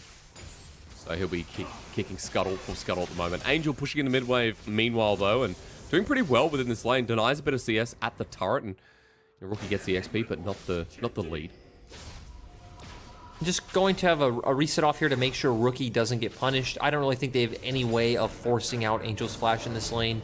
He can't always just dash away, and there it is, Hysterics. 3 minutes and 40 seconds of full clears. Well, very, very fast. And as usual, back here for the double Ruby Crystal. Note that SOFM has gone for the Ionian Boots of Lucidity, just to get that undertow up faster as well. And everything as we expected it so far. Good little play there, but it's early. Lucas has to flash. I think he's expecting to crash down, but Lucas too early on the trigger. But I think Puff will have to burn summoners, and Lucas can just be dead here once SOFM shows. That attract and repel, that's what he wants. He mounts up, gets the stun on the support. In comes SOFM, but their target's onto Lucas. First blood for Suning once again. The Gravitum to lock down. Meanwhile, Shun up in the top side. No flash needed with the Tiger stance, but the Shy wanted the kill as a response. And both teams just punishing the lane that has Prio on the opposite side. Both mirroring each other, right? Full clear, reset into where you start out. Ganks come out. Luckily for IG, Puff didn't have to blow his flash like I expected, but still, 1-for-1 on both sides. A kill onto Sion and Samir, respectively. Rookie, meanwhile, bullying out Angel in the mid lane. That was a bit tense, but Rookie didn't have too much mana. Wasn't willing to commit the flash either. I should also respond that, of course, IG did get first blood in game number 1. It was in that top side once again, and it was the Shy on the Sun who picked it up. So, a good start of the game for IG, but Lucas going down gives the kill over to Huan Fong Lyric. He's got the Vampiric Scepter, and Samira already off to a decent start. And now it's going to be about how they can keep pushing this forward. I guess it's going to be just a complete different plan from Suning in this game. They're not going to try and play around Bin's Prio, allow him to hit tower. They're going to punish the bot lane, but the Shy might just be dead. Yeah, he might just be dead. He's knocked on back. Has the minion wave, though. Decimating Smash, a little bit too late. Doesn't get the full knock-up. SOFM here just in case, and there you go. Solo kill for Bin on the Jace. The Shy running after him. He's so mad, but Bin gets out alive. And now, how does IG respond? They're looking towards the mid lane, but Angel is paying a lot of respect, and they're not going to be able to get anything from this. Oh, and Lucas in that flash. Oh, no, the Shy did the classic. SOFM's here as well. It's an Olaf. Bin can hit through the minion wave. And you know what? Even with ulti, the Shy is now 1 and 2. 2 quick deaths for this Sion. With the wave he had, he started to make me a believer. Yeah. But, like you said, it didn't matter. They had enough damage to close it out. Is skirmish on the bot side. Oh, really good flay. Stops on from getting away. Should coming down. This should be a kill going over. And we give bloods to the Blood God. This is our contribution to Clement Chu.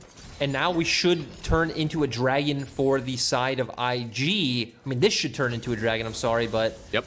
IG gonna hit bot side turret as well. Gonna get some plates for Puff. He has a CS advantage right now. Is gonna back and also have some nice items.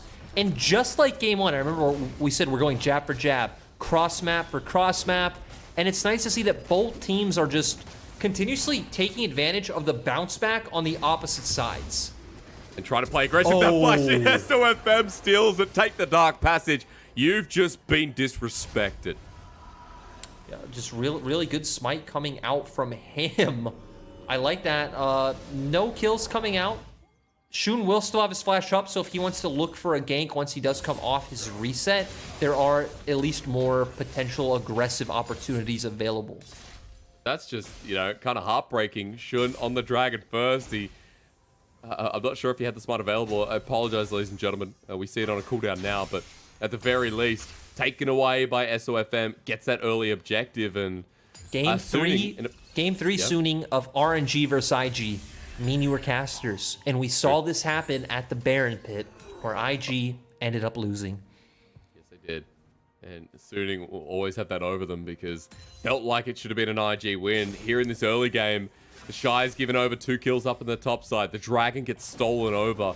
Suning right now in about 600 gold lead and then some. At 8 minutes into the game, this is another good early start. And we'll have to see where they take it from here with SOFM. Taking a bit of a jungle lead himself now too. The great thing is this game is mostly even, right? CS across the board is tit for tat. Sure, 1 dragon to nothing. Gold isn't that bad. And we've talked about, I mean, you look at their comp. They have a tank in the top lane. They have Victor. They have Aphelios. If you're going even for the next 10 minutes of this game, you are happy. You are winning. They keep it as so. The Shy paying respect. Doesn't have his flash. Sees SOFM and the bullying begins. This is when you tell the principal, but the principal doesn't do anything about it. He's a horrible man. And he kind of just lets the bullying continue. But Hysterics, look at the river on both sides. Suning have such good vision control down that... That's true. I mean, yeah. Split up.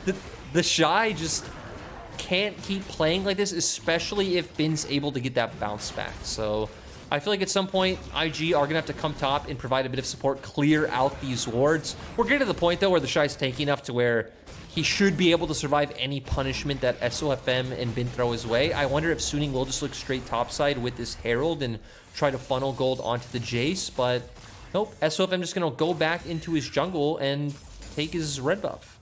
Yeah, because he's got camps to clear. Lyric, we saw him at Worlds as well. When there's camps up, he doesn't care if it could be the right play or the most available play. If there's jungle camps there, SOFM, of course, will choose the latter. So right now, it goes back to his red buff. You know what I love? I can't remember who it was against, but there's one game at Worlds where I remember the 4 members of Suning setting up and getting vision on Dragon and posturing with the enemy team as SOFM is finishing off his wolves. Yep. And it's like, man, this guy just goes full force. He's going to get that reset timer on point. That's right. And he's going to have a 6 CS lead. As even in this game, man, he's pretty much got exactly that over Shun. He picked up the steal on Dragon, which gave the CS advantage, but he's maintaining a pretty healthy gap right now.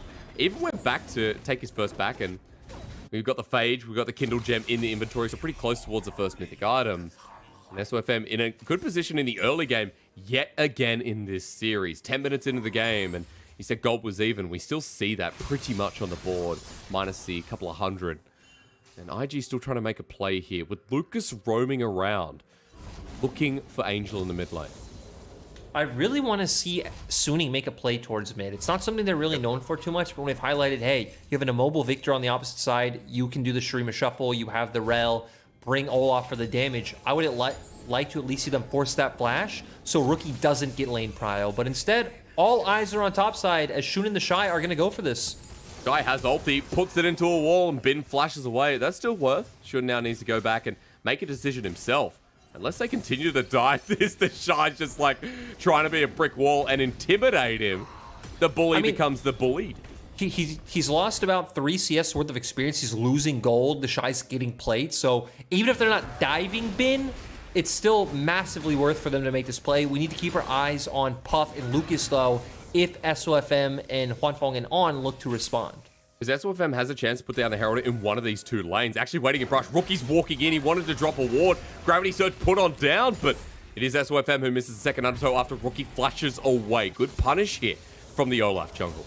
I also like that Hwanfeng and On were hovering in the tri-brush just in case anything broke out. They're preventing Puff and Lucas from being able to roam a shorter distance. They're easily able to follow up as well, but Shun's here. Yes, he is. Peekaboo onto Angel. The ult doesn't connect, and Chaos Storm will force the flash, but Shun matches away. No shifting sands. The damage not enough, but Shun will get the kill in the end, runs away, and his job is truly done. I'm just, you know, the hitbox wasn't exactly there. Hysterics. It was kind of tragic to watch, but you know, good play by IG. We're gonna focus on the good. Nice gank coming out from Shun, but Suning going to respond with an Infernal Drake. So they got the timer. They're closing in for that soul point. But the thing is, we have a Mountain Rift, we have a Scion on the opposite side. If IG can start stacking these up against a Samira and a Jace, the Shy and even Shun can become unkillable. True. You got 4 dragons in the back pocket if you can turn the favor. We come back as SOFM picks a dragon, also decides to make another appearance towards the mid lane, and he'll put the Herald down to give a bit of this plating over to Angel. Shun and Rookie now group up themselves as well, so charge will still go through. Angel near enough to take some of it too, but the Herald will get no further after Rookie kills it down. So still nice bit of gold injection for Suning. The gold is still even on both sides. Yep. When we look at items, we still see a similar thing where Verdant Barriers built for Angel. Rookie has the components for the Archangel's staff. Looks like he might go for that one first this time around, but On and Lucas, their paths are going to collide. It's a portal combat until Puff says, I'm here with Gravitum. A Pelham Retract is going to bring in Angel and SOFM. There's the engage with Magnet Storm. Immediate flash burnt from both these bottom laners as Puff comes back in, re-engage. It's Infernum, though, with the Moonlight Vigil, but here comes the bear again. Shun, man, is now 3-0. That was really weird because Lucas and On meet in that bush, and there's like a 1 second or 2 second delay before we see them really interact with each other. It's like, oh wait, you're here? Then we see Angel follow in with the play. I'm not sure if his Emperor's Divide was exactly up off cooldown yet because that also looked a bit delayed. It gave enough time for Puff and Lucas to flash away, and even then some. Nice response coming out from Shun. We've seen it.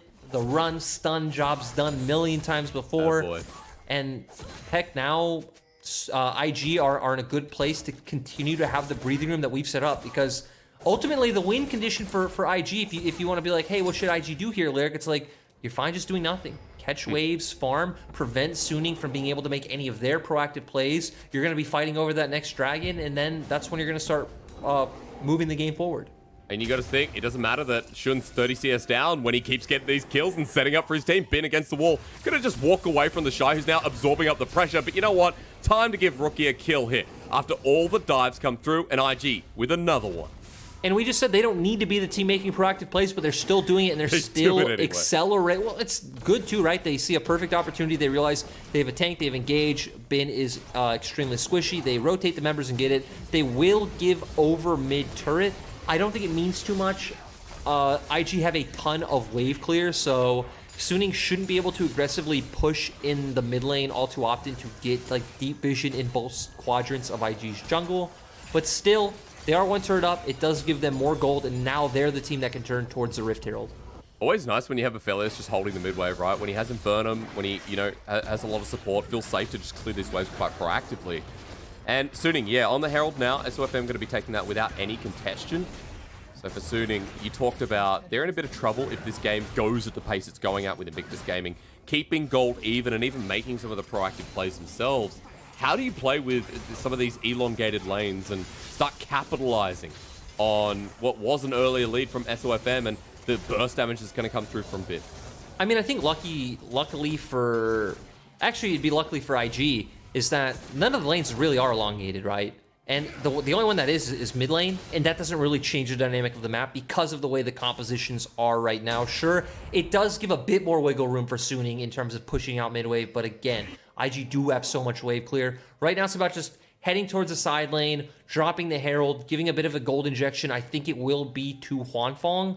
At this point, they haven't really accelerated their Jace enough to where I feel like it'd be meaningful to give him any gold or even open up a side lane. Yep. Like, think about it. Even if you leave Bin against the Shy, I actually think that just leaves more potential for the Shy to ult and Shun to run in and kill him, rather than what you'd expect of like, oh, a Jace that's really far ahead is going to shove the Scion in and hit turret. No, I think, again, he's just going to get mowed down by Scion and Udyr. So maybe having this shorter lane for Bin is actually a plus side right now. Yeah, when you expect that it should be that other way around, right? Considering that the Shy teleported into his own demise and Bin and SOFM really handled the top lane well again.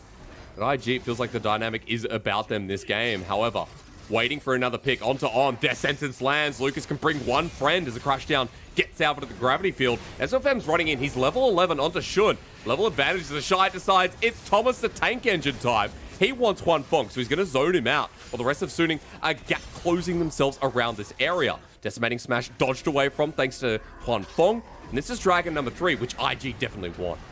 And just small, really close distance. Small moments like that where you can see the rest of the team wasn't on the same page at the second the Shy wanted to go in, because it felt like Lucas could have baited SOFM more into that fight. Oh, Puff slow. Yeah, they're in a bad position. Goodbye, Puff. He should not have been there. And On takes him down. Dragon number 3. Now, Suning are going to be on Sol Point. The gear is completely shifted again. Let's remember that I feel like this is more of a takeaway from IG, rather it is like, hey, this is super amazing for Suning's comp. Sure, you know, your resistances increased, multiplied will be nice. You're not really building too many of those. And then the shield, of course, will be great on everyone. But still, this is just a nicer, like, thank God IG aren't getting this. We're going to be on Soul Point, and then we're going to be fighting for Elder when we are still at some of our spikes where our champions are still strong. I was also going to add, right, as well as the nice takeaway, it's like putting IG in an uncomfortable position where you see Bin's still doing a lot of damage against the squishier members. You're right, just one accelerated shock blast. They have the blasting plant there. No members to stand around him or really peel for him, as we saw the Shy and Lucas zoning on the opposite side, and Suning just capitalized beautifully. Still ahead in gold in this game, but again, remember that for Invictus Gaming, this is not going to be too much. As the Shy decides it's time for Bin to die, he flashes away. The bear comes in to slap. The Shy goes back to the minion wave to get the slow from E. A lot of damage going down on the Bin. You think they're giving up? No. It's an Udyr and Sion, and they both live to give the Shy another kill in this game. And this goes back to that point that I don't think Bin would actually like an elongated lane with how this game has developed. He will just continuously be punished. They are getting more gold onto their Udyr, though. 3-0 and 3 for Shun. Suning will answer on the bottom side of the map. I like the respect that Rookie is showing. He's not walking up. He is going to let that wave come in and wait to catch that one. He is still only on one item, the Archangel, so, you know, we still have a bit of time to go before IG really hit that full, like, over 9,000 power spike, and I think it's still just a farming game. The problem is, since Suning's on Soul Point, you don't really, the cards aren't in your hand. You don't choose when you fight. Suning choose when you fight. And by Suning, I mean the timer on the left hand of our screen. Thank you for making it easier for everyone, including myself, sir. So 3 minutes included in this waiting power spike for Suning, rather waiting denial we talked about. Baron's up as well. Just keep that in the back of your mind. There's always shenanigans that can be played through from both these teams, considering that, you know, we do have decently fast Barons from both these teams. Azir, Aphelios, all that jazz. And as we clear away some of the vision, we go back to the farming game. So we'll just keep an eye on those timers and see what picks come through leading up towards this Soul Point. And with Dragon not up yet, right, it becomes about controlling vision on the top side, as we do see Suning doing now, making sure no Baron shenanigans come out. You have what we've talked about many times is Azir plus an 80 carry on one side, and then Aphelios. We all know that story, right? Severum plus Chakrams coming out as well. So just making sure no sneaky Barons come out on either side. As IG have done their own plenty of times. Actually, I think Suning were a very sneaky Baron team in 2020 as well. We saw by the end of 2020, any team that we did consider a top team would do the sneaky Baron. Yeah. LPL teams became... top LPL teams became really fun to watch towards the end of 2020. I think that's still the case now. As you talk about vision control, IG still doing their due diligence. On is just being a nuisance as well. Always has the support of either Angel or Huanfeng. You know, a lot of gap close for both those carries. And look at the discipline right there from On. He backed off slightly because there's control wards in IG's jungle, waited for Angel to link up with him before going off and finishing that ward. So small fundamentals like that where you aren't just greeting or over-aggressing and doing something by yourself are nice to see, especially from young rookie players. Bin's just waiting for Puff in the mid lane. Does he overstep? Takes a shock blast, and damage still there. Not as much as you'd expect. But that's of course because Bin has just been trying to farm up. Get towards the third item. Doesn't have the Mirror Mana fully stacked yet as well. So that'll be a big difference as Puff now has the Renan's Hurricane right before we get to this fight. Other core items, you can see the Shy now has the 2 items there on top of the Scion. There is a lot of follow-up here from the Shy and Shun coming up with this next engage. I think a problem, though, is we don't have Rookie's Liandry's Anguish, right? He has the components for it, but he doesn't have it just yet, and I don't know if he'll be able to have it before this dragon spawns. We're already 35 seconds. You would already want his recalls to be coming out. There's no wolves available. I think he might have just taken Raptors, so maybe as a bit of gold, but point is, that second massive power spike isn't there. I guess he's not willing to teleport in, right, as Angel actually burns his.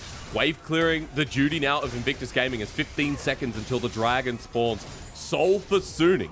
The great denial of Invictus Gaming's composition that Lyrics already said. As Blastcone gets taken away, the Shy is frontlining here to get rid of some of the vision that gives the information of Suning as to placement. Right now, we see that IG are the ones with a better position, but SOFM would have a potential flank if he does come around. We do see flashes up on all key members on both sides. Only Shun is missing his, so I feel like those are things we need to keep track of. For Suning, I think they're just going to keep throwing in accelerated shock blast and then look for the engage with Lucas. Oh, the Shy? Just try to follow Angel. He turbo chem tanked. Yeah, just runs it in while SOFM's in front of the pit. Now, there is a level advantage for Suning's jungler. As the graphic comes up, you know it's about to go into a fight. Bin gets half health immediately. SOFM back on the objective. This is everything to deny from Invictus Gaming. And give Suning a bit of breathing room as well. IG is a 4-stack here. Meanwhile, the Shy in a bit of trouble, but Bin gets turned on. Jace goes down and Suning like, we need to get the dragon down immediately. Shun is trying to run around as SOFM still in the pit. The AoE combo comes through. The Soul, though, is denied and given over to Suning. They've even won the fight with it, thanks to Angel's ultimate. Shun and Lucas on the return path. Angel over the wall. It's all gone absolutely down the drain for IG. And what a statement game to come out from Suning once again after that game one. Suning were on a 2-series lose streak, come into game one, smack IG, and they are doing it again in game two. They get a bunch of kills, they get the soul. This is going to turn into a Baron, and Suning are going to start opening up a massive gold lead on the map. When you have a choke with Rel, Azir, it just feels like Suning were like, all right, our time to shine. They pulled it off. The Baron you mentioned is going to be taken down without contest, unless the Shy thinks he is big kamikaze Scion at the ready, which he does not this time around. And Suning in game two, lead with 4,000 gold at 24 minutes, and look poised to take this further. You know, the fact that SOFM was still able to secure that dragon, think about it. We had Rookie's ultimate on top of it. Damage was coming out from the Shy. Both AD carries are there. There's just so much chaos. But we're going to go to the start of this. The Shy was originally chasing Angel, does end up getting turned on. They are able to take down Bin to start this one off. IG need to engage here. They cannot let Suning take this. We do see them going, but amazing engage coming out from On. Locks down all members. The smite comes out from SOFM, and they're just able to finish everyone off before the fight even really starts. And it's great to see a member like On performing when, again, we've criticized him heavily. He's honestly been the worst performing member on Suning, which makes sense when he's also the newest. He's the rookie, but Suning coming out and beating the team that just 2-0'd EDG. Suddenly Suning in position to 2-0 Invictus Gaming. It's funny how the turnabout play works here in the LPL. The Shy just going to get poked down. Now, of course, he's safe thanks to the Dark Passage. But Suning really using Angel is actually, that's a 2-man engage. Ragnarok blown, but their target is Angel. He'll go golden, but he's on a gravity field. He'll use the ulti, but he's already dead. Invictus Gaming have a numbers advantage, and against the Baron up, Suning they're in a bit of trouble. Knockup won't come through onto SOFM, and Bin wasn't in the play, so a pick for IG may have slowed it down as over the wall. Shun's like, no, there's a Jace here. He slaps him, but Bin needs a couple of more autos to take him down. The proc, the poke, he's too far out of range. And a close call from Victus Gaming's jungler as IG's the Shy. Now in a bit of trouble himself, but he's tanky enough to absorb the pressure. And Suning back on for the Baron play. Bin just jumped into two members, understanding that he would be able to outplay and get past the Shy and trying to burst Shun immediately. Even if he didn't get it done, it was so awesome to watch how mechanically proficient he is. Suning are going to keep up sieging down these turrets, though. He's back. He's found on. Box goes down, but that's a three-man Magnet Storm. IG just got baited, man. Samira, Rel, these two together are the most beautiful couple I've ever seen. A triple kill given over. We're ready for the pentakill lyric. The Shy's tanking up, but you know what? Suning are back. Give him the pentakill, Angel, you absolute scum. It doesn't matter if he didn't get the pentakill hysterics because Suning are going to take the game. It is going to be a 2-0. They were on a 2-series lose streak, but they end that here today with an amazing performance. They do. I'm sorry to call Angel scum, but if you don't give the Penta over to Huan Fong, then that's what you're going to be left with. Suning against Invictus Gaming end our series early in under 1 hour. Show that they're still a force to be reckoned with as they take down Invictus Gaming. And I feel like there's numerous things we could take away from this series and like this week as a whole with this series in context, right? When we look at IG, it's like, hey, they're changing the way they draft. I don't know if it's their coaching staff or the players or, again, like a group effort, everyone deciding, hey, we want to have what, again, quote-unquote, more standard drafts. It's not about what we highlighted in our last series of like, okay, we're going to have a Lucian in the mid lane, a Quinn in the top lane. We're not really going to have a front line. It's going to be more aggressive, more about winning lanes. We're going to play more stock standard. We're going to team fight. We're going to take it slowly. And then for Suning, it's just, hey, really nice bounce back from their JDG performance. They did well across all lanes. Angel doing well in the mid lane. We saw Bin in SOFM in game 1 bullying out the Shy. In game 2, Bin absorbing pressure quite well. And Huan Fong and On kind of silently rising up to being these team fight monsters in this series. How the LPL is, you know, that graphic, I think that was posted out publicly, the little, you know, greater than graphic. You know what I'm talking about, Lyric? Where oh, the circle of suck. The circle of suck. That's right. This ends so abruptly where Suning just 2-0 the team that beat the undefeated team in the LPL, and suddenly we're left here thinking, wait, hysterics. I know what I'm left here thinking. I'm thinking who's Suning facing next, who's going to 2-0 them. Great, it's TT. It's TT hysterics. We know what's happening. Okay, all right. Well, the Circle of Suck. It's such a great name for it. I feel like here in the LPL, you know, we could be a little abrasive, a little bit rude sometimes. I apologize for calling Angel scum, but that Penta was Huan Fong's, man. He was set up for success thanks to On, and it all ends so suddenly when IG find a pick, when IG around mid lane actually hold on. Udi gets out. He comes back in for the re-engage, but then you forget Rel exists, and Rel's a champion who likes people grouping up, and Samira and Rel, the best power couple I've seen on the Rift, man. Better than Zaya Rakan, because those two just group up and make, you know, a happy couple. I also think even more so than just being grouped up around Rel's extremely happy when you group up running into her, because, right, her combo and her engage is actually very telegraphed. We've talked many times about how it's also able to be disrupted. So when they're running at you and they're giving you the easy way of jumping on them, you land the ult, you then land the E as well. It's like, man, thank you for throwing this at me. And that's what IG did in that last fight. I think in the first one, Lucas did a great job of flashing and finding that himself. And then Huan Fong recognizing the opportunity and following up. It's just like, we always knew that the members of Suning had this ability, right? We obviously saw it last year. We saw it at Worlds. You don't go to World Finals unless your skill ceiling is extremely high.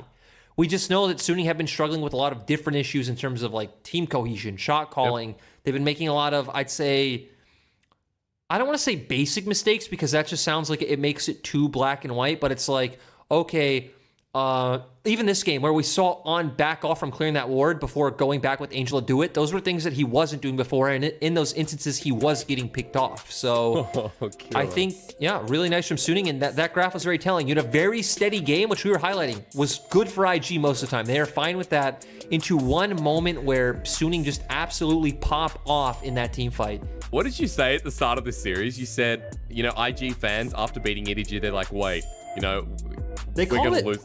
They said they'd go 0-2 against Suning. IG fans, you guys called this series. Going to the damage numbers, bin damage expected. Angel, he didn't have a very flashy game 1 or game 2, but he put up the numbers both games. Again, went even in laning phase against Rookie. There were times where he had prio and he was actually hovering for his team more. And then there were some good Emperor's Divides. And again, he was that backline threat that was continuously putting up. And even the stream of shuffle around, I think it was when Soul happened, I think he's the one that also set Luke up for that big play. So again, big praise to Angel. Suning as a team just showing up today, and IG, the prophecy has been fulfilled.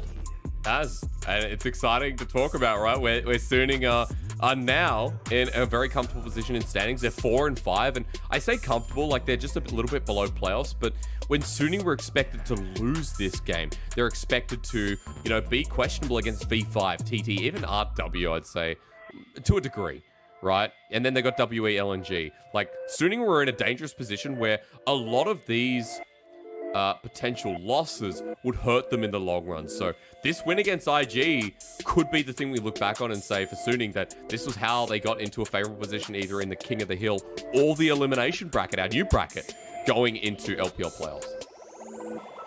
And yeah, I definitely agree with that. It's going to be really cool to see, again, how both these squads pan out. Sir, I have one thing left to say. For Invictus Gaming fans, they are now 5 and 5. They're equal in the standings once again, right? They got BLG next, which we don't know how that's going to go. Let's be quite honest. They're similar teams in the standings right now. But then we have IG Top Esports, and then that should tell us a full story, right? Right? Yeah. Yep. I just don't understand. I thought you were going somewhere more with that. I'm sorry. No. I don't know how to analyze IG. Do you?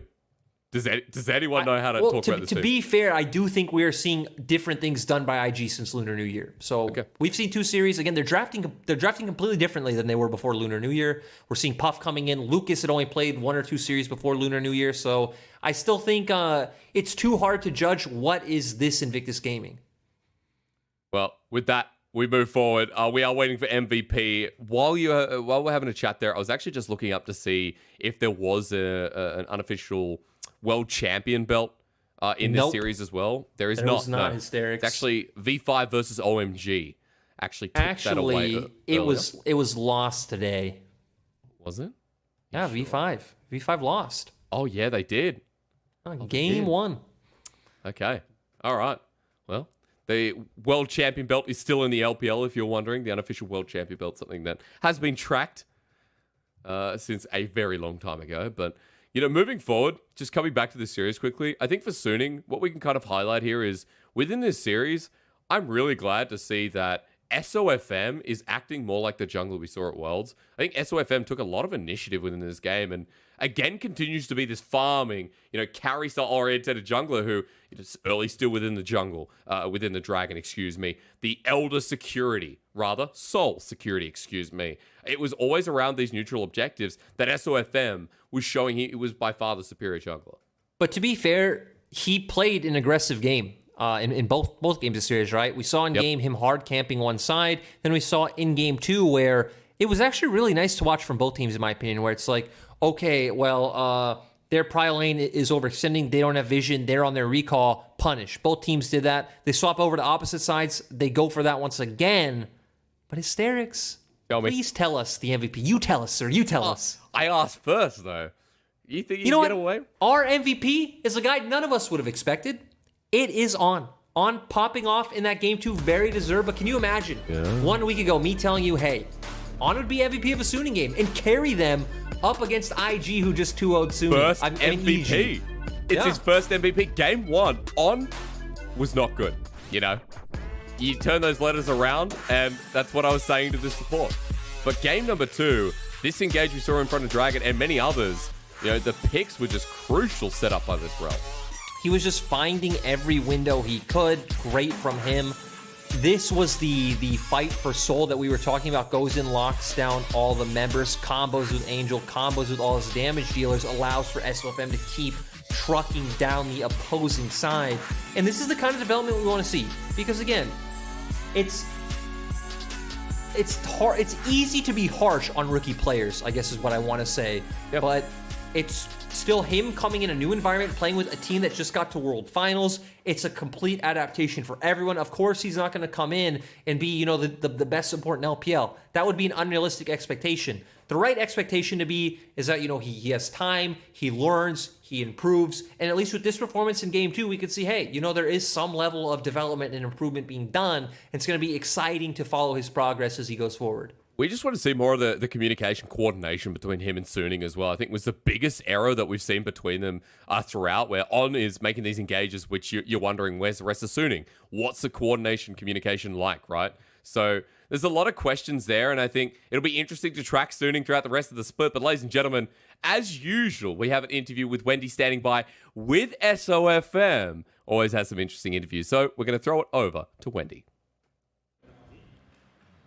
Hi everyone, welcome to the interview, and now we have SOFM from Suning with us, so congratulations on today's win. And your opponent's team, IG, they were on a very good form currently, so is there any specific preparation before today's matchup? 大家好，我是苏宁少粉嘛，还有什么？就是在赛前有做哪些特殊的准备吗？就是赛前我们就因为我们比较了解 IG 吧，然后知道他们会玩什么样的英雄嘛，然后我们就训练赛练到几个特殊的英雄，然后打他们嘛。 We are quite familiar with IG and IG's playstyle, so in the scrims, we try to make some preparations in our champion pools to face against them.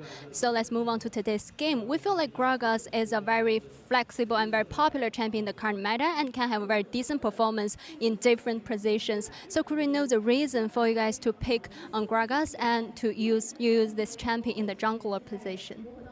首先周董就打野来说，就是他刷的特别快吧，主要他打团特别厉害吧，就感觉前面你要处理他们刷的特别快的那个问题，就是很好的英雄嘛。 I feel like Gragas can have a very good farming in the early game, and also he can have a very decent performance in the team fight. So generally, I feel this champion is quite good for our team. So that's the reason for us to pick this champion in Game 1. And also, we feel like in Game 1, you guys target a lot on the top, but at the same time, your jungle support roaming from Suning also allows the opponent's AD carry Puff to scale up quite comfortably. So could we know more about your early game tempo? 就再来再说一次问题。就是你们第一局的时候，感觉你们主打上路嘛，然后呢，其实也让对面的 AD 选手泡芙其实能够比较顺利的来发育起来，所以想问一下，你们整个前期的一个节奏是怎么样的呢？就是我们的特殊吧，因为我们一直上野很特别强嘛，然后我们一直打上野，让我们中路也就是去守下半区就行。 I think we just made use of our advantage because we have a very strong top and jungle lineup. So we try to make super good use of this, and also we try to like Andrew to push the lane and also help our bot lanes in Game 1. So let's move on to Game 2. We feel like you have controlled all the dragons and Rift Herald from the very beginning. So are you purposely like focusing more on controlling all the natural resources in Game 2? 就是这把的话，我就是去上路拿到2个3的人的话，我必须要对面领先对面打特别多吧，然后打到我的地图资源供了，感觉就是没有什么压力吧。 After I got a couple of kills from the top in Game 2, I feel like I got a huge lead from the opponent's jungler player. So that's a reason for us to be able to control all the natural resources quite comfortably, and this helps us a lot in the game. And also, I want to talk a bit more on the team fight for the Dragon Soul in Game 2. It seems you guys' position is quite separated in the beginning, but you were able to get the win for that team fight. So could we know more about that scene? 就是最后一波就感觉我们英雄5v5的话，就是要走很多条线嘛，因为对面中路5v5肯定比我们厉害吧，我们就要利用中路的线和下路的线，这样就是组成一个很混乱的一个打团嘛这种。 Because I think we are super strong like in the different lanes, but in terms of the 5v5 team fights around maybe like the mid lane, the opponent's team can be stronger than us because of the draft difference. So we make super good use of our draft. We try to push the lanes from the mid and bottom, and then we can have a very messy team fight for the opponent's team, and that helps us a lot in winning the team fight for the last team fight. And also my last question is, I believe today's victory can give you guys a lot of confidence, but which part of Suning do you think you guys can still make some further improvements on? 就是我们还有很多就是英雄的特殊，就是英雄的方面要练习吧，然后还有就这个方面吧，感觉就是其他方面就做得挺好的。 I feel like we still need to do more practices in terms of our champion pool to practice more champions. I think in other parts we did quite well currently. And thank you for the sharing. Congratulations again. 再次恭喜你们 and see you guys tomorrow. Bye bye. Always impresses me when we get an SOFM interview and you remember that he actually understands English, so you don't really need, too much translation from Chinese, here and there, of course, in Mandarin, but it's always so impressive, man. The Vietnamese jungler does it again, and this really was his series. Like, surprised to get on as the MVP. I think SOFM deserves it as much, but it is good to see multiple members of Suning performing so well and beating down IG, who were heavy favorites. Also, this is the first time that Suning have taken down IG since 2017. This is a crowning achievement in Suning's cap. And one thing that was really cool about SOFM was him saying, hey, we want to work on picks, we want to expand our champion pools, Hysterics, but I feel like we got to talk about something else right now. Do we actually? We have to talk about what happened today is what you setting me up for.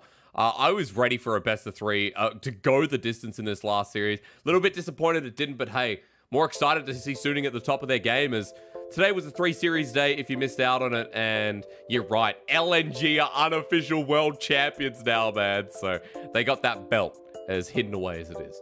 Yep, the series to end all series, followed by RA versus OMG, where RA stay on their win streak. It is still a bit shaky, and then Suning and IG, even if it wasn't 3 games, nice to see Suning in form. And also now we know IG are trying to draft more standard, and from what we saw against EDG, IG can always pop off. So more potential top teams. Our standings get closer and closer. We'll take a quick look at them for you if you haven't been keeping up, because this is the end of week 6. This is where our teams stand for now. We have 3 weeks left remaining, ladies and gentlemen. 7, 8, 9, and 10. Maybe Hysterics can't count. Maybe it's technically 4 inclusive weeks. But let me just say that our top 10, even though we've expanded 2 teams into playoffs, it still doesn't feel like it's enough. Hysterics, I think we should just go all the way to 12. So let's do 12 teams. And then we have 20 teams in total. Yeah. Yes, but, point is, our standings aren't shaking up too differently, right? We're still in similar places. We need a few more big upsets for anything to really change drastically. So, I don't expect too much movement in the coming days. We'll see. We get to those big matchups, and of course, I mentioned that tomorrow we'll be starting with week number 7, folks. This is gonna be a big day. Not because of EDG Rogue Warriors, let's be honest, that could be pretty one-sided. FPX JDG, man. Both these teams could bring us some new flavors. Yeah, especially FPX, again, now using Beichuan in the jungle, so they have a bit of readjustment to do. And JDG are finding things that made them good last year, but still have some weaknesses to shore up as well. So I'd say 2 Titans that have certain fatal flaws. I'm excited to watch JDG on a current 4 winning streak as well. Flaws definitely the name of that series, but I'm still expecting to see some really good play. A lot of our LPL teams play up to each other, right? Like, that's what we've always talked about, some of these higher organizations looking to impress. Definitely, and especially when you have dynamics like, FPX versus JDG. I think this one can be a really exciting one. We look at top laners. In my mind, if you look at the split holistically, they are the 2 best performing top laners in LPL over the course of all 6 weeks. Check that highlight on Zoom versus Nuguri. That starts week 7 off tomorrow, ladies and gentlemen. 7 days a week of the English broadcast. As always, big thank you